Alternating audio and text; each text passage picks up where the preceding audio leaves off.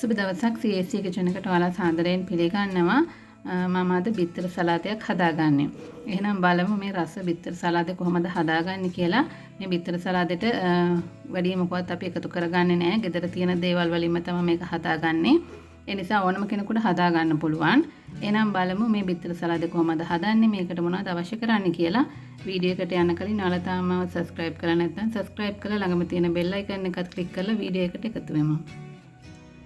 මේ තියෙන මම සලාඩ් එකට ගත්ත එළවලු ටික. කැරට් කෑල්ලක් ගන්නවා. ගෙඩියක් වැඩි නිසා කැරට් කෑල්ලක් ගත්තා. පිපිඤ්ඤා ගෙඩියනොත් කෑල්ලයි අරගෙන තියෙන්නේ. ගෝවා කොළ දෙකක් ගත්තා. නාරටිය අයින් කරලා ගෝවා කොළ දෙක ගත්තේ. මාළු මිරිස් කරලක් ගත්තා.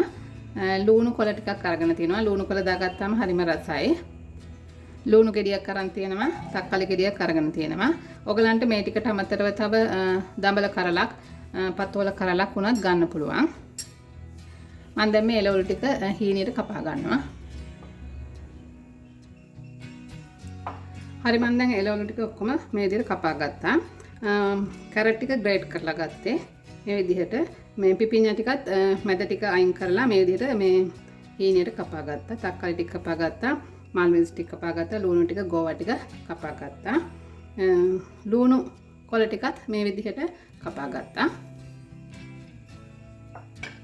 හරි මම දැන් මේ එළවලු ටික පොඩ්ඩක් පැත්තකින් තියාගන්නවා. ඊළඟට මම තඹ ගත්ත බිත්තර තුනක් අරගෙන තියෙනවා. මේ බිත්තර තුනේ අපි කහමදේ අයින් කරගමු.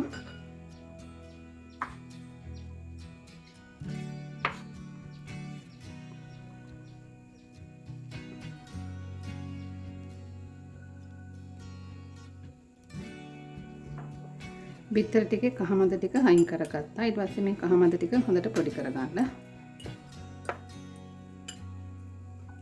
මේ බිත්තර සලාදෙට මම වැඩි මොකවත් එකතු කරගන්නේ නැහැ.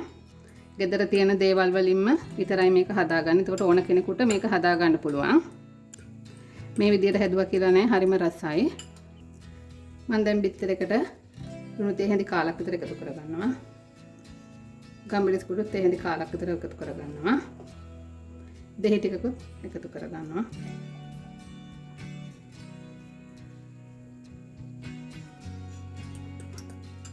ඊට පස්සේ මේ ටික හොඳට කලවම් කරගන්න.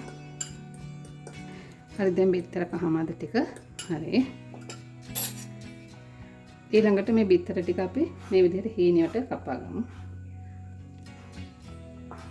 පොඩි කෑලි වලට මේ විදිහට කපා ගන්න.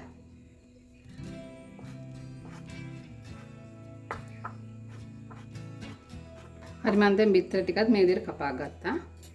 මම දැන් බෝල් එකක් ගත්තා. ඒකට මේ එළවලු ටික ඔක්කොම එකතු කරගන්නවා.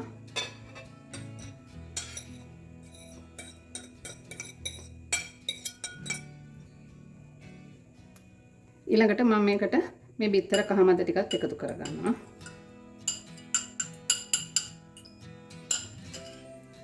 දැන් මේ බිත්තර කහමද ටිකත් එක්කලා මේ එළවලු ටික හොඳට කලවම් කරගන්න.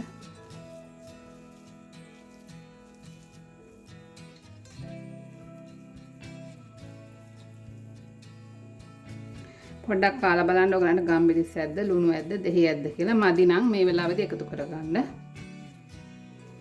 අපි මේකට යෝගට් එහෙම එකතු කරගත්තේ නැහැ. ඒ වුණාට මේක හරිම රසයි මේ විදිහට හදාගත්තාම. මම මේකට දැන් තමයි ලුණු කොළ ටික එකතු කරගන්නේ. බිත්තර සුදු මද ටිකත් එකතු කරගන්නවා. ඊට පස්සේ දැන් වැඩි පොඩි වෙන්නේ නැති වෙන්න මේ ටික දැන් කලවම් කරගන්නවා. අන්තිමට තමයි ලුණු කොළ ටිකයි බිත්තර ටිකයි දාලා කලවම් කරගත්තේ.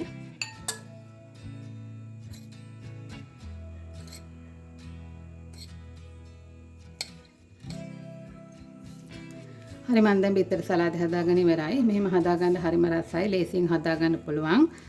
වීඩියෝ එක හොඳ නම් ලයික් කරන්න, ෂෙයා කරන්න, කමෙන්ට් කරන්න. නැවත වීඩියෝ එකකින් හමු වෙනකන් ඔයාලට සුබ දවසක්.